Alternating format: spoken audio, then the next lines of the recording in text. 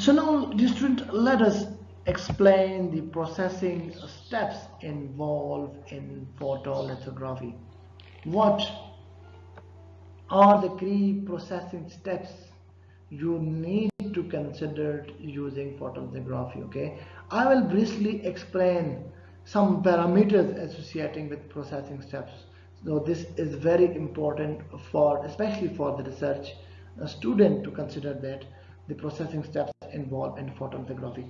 The first processing step involved in photolithography is preparation, is a cleaning of the wafer. Dear student, please note that there are different types of contaminants present onto the surface of the wafer. Please keep this in mind. Wafer is usually, it is a material on which we want to deposit the photographic patterns. So the wafer may be a thin film, it may be a substrate. So it's depend on you that what type of material you want to use, on which you want to produce electronic circuiting or electronic setup. So initially in photolithography you need to clean the wafer. Okay, so student, please keep this in mind. There is a possibility of different kind of contaminations present on the surface of the wafer.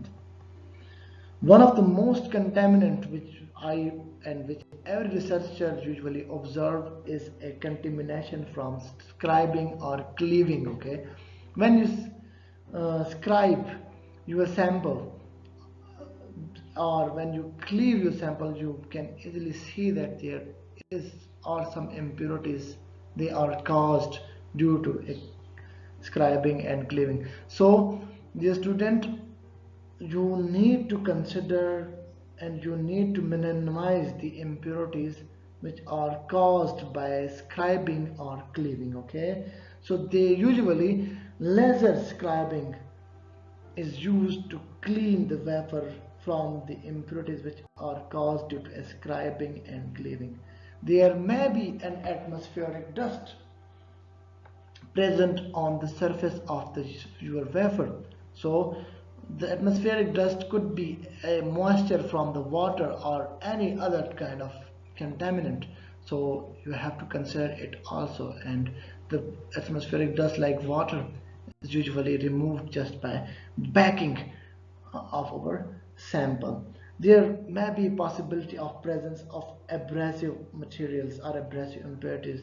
Usually in some case you can observe a lint on the surface of your wafer, so you need to wipe those lints. Okay, there in photolithographic labs usually the photolithographic machine is active throughout the day, so different students use the same machine in a different time, so there could be a possibility of photoresist residue present in photolithographic machine. So you have to clean that photoresist. Okay, and there may be a presence of bacteria or carbon or organic kind of materials on the surface of your substrate, so you need to, on the surface of your wafer, so you need to clean all those impurities. And water, of course, it is usually present on the surface of our wafer, so you also need to clean that water in order to clean your wafer. The second step is just to prepare your wafer in according to the photoresist which we want to use in your photolithographic techniques.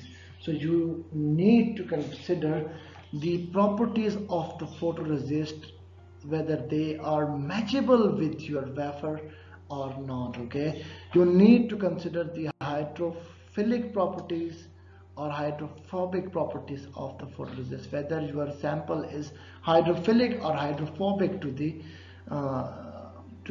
photoresist which is used in your photolithographic process. Okay, so it is very important to understand both the nature of your wafer and as well as the nature of the photoresist. Third step of processing step involved in photolithography is the application of photoresist onto the surface of substrate. Dear student, please note that there are different techniques used in labs in order to deposit a photoresist onto the surface of wafer. First and most commonly used technique to deposit a photoresist onto the surface of the wafer is spin coating.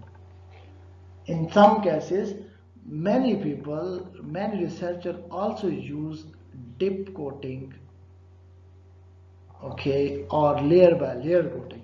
But however, most commonly, and even 99% of the microelectronic industry use spin coating technique to deposit photoresist on the surface of the wafer. The spinning rate used in photolithography is usually in the range of 2000 RPMs to 6000 RPM, and the spinning time is around 50 to 30 seconds. Student, please note that the spinning time and the spinning rate both play a very important role in order to get thicker or thinner photoresist on the surface of the substrate. If the spinning rate of your photoresist on the surface of wafer is much, or it is higher, then you will get ultra thin or thin photoresist on the surface of your wafer. However, if the spinning rate is less, then you will get thicker photoresist onto the surface of your wafer.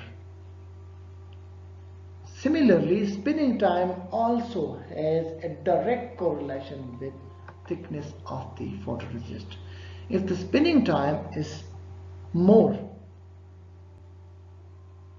then you will get a thinner film. Similarly, if the spinning time is less, you will get thicker film of photoresist on the surface of the wafer.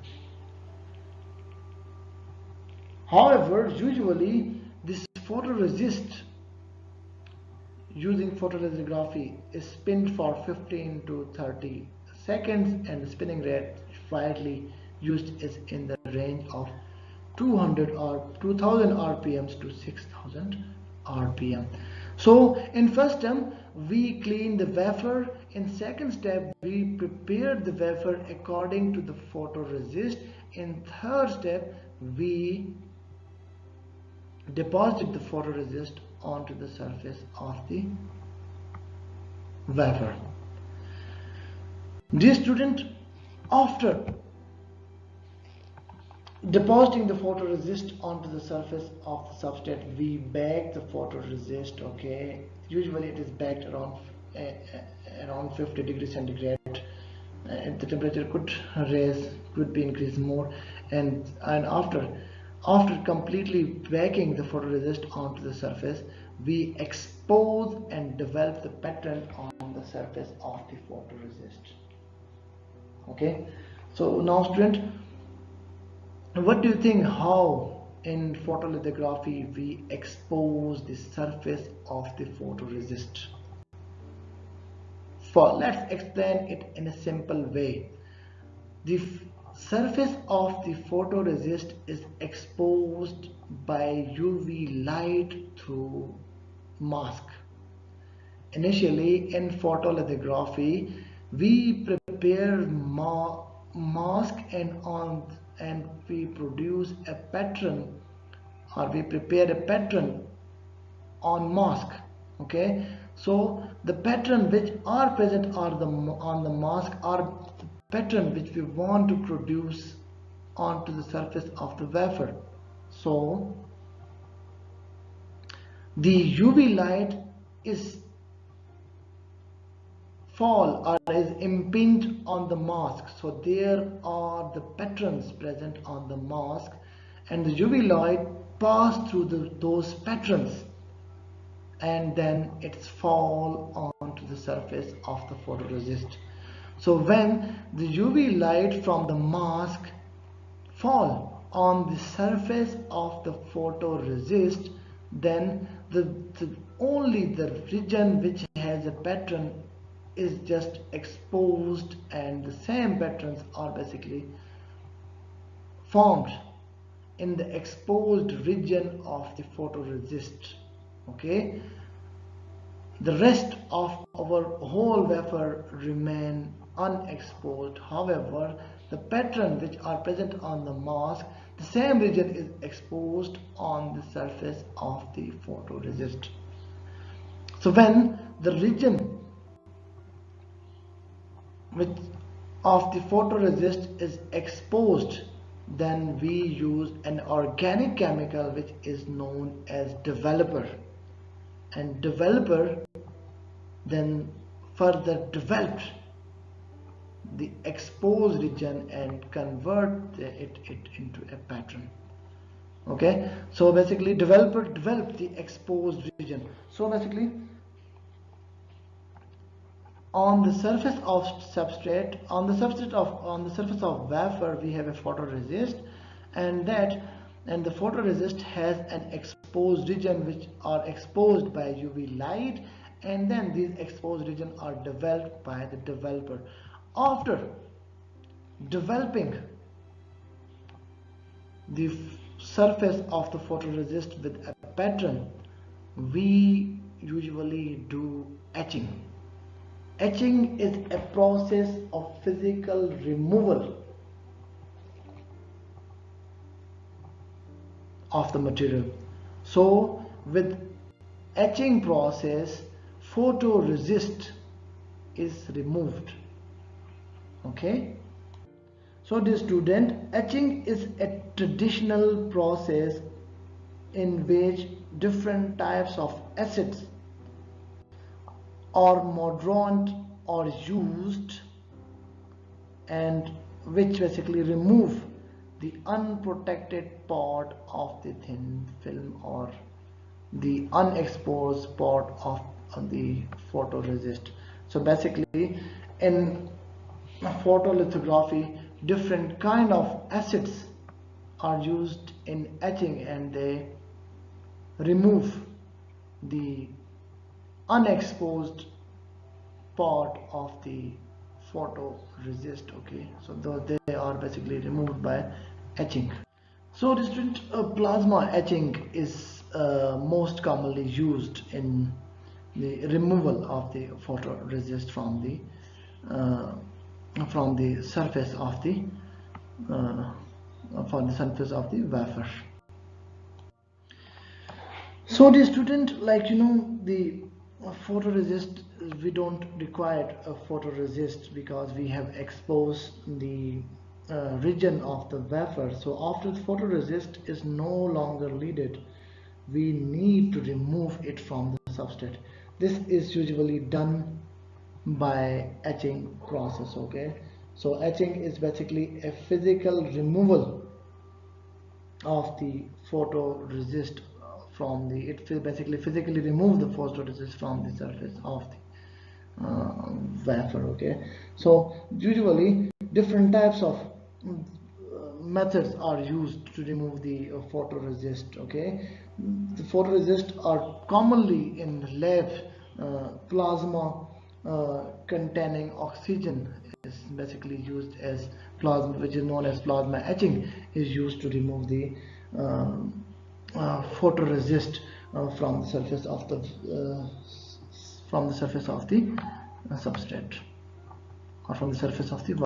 So basically the plasma which etching, basically it's just oxidize the photoresist. And there is also another type of substrate which is known as NMP solvent, basically, which is a chemical way of the removal of the photoresist from the surface of the substrate.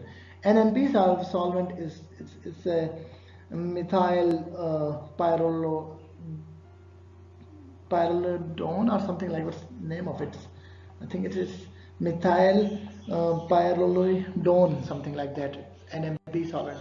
Commonly it's known as NMP solvent, which is used, and with this NMP solvent the material is basically the photoresist is removed.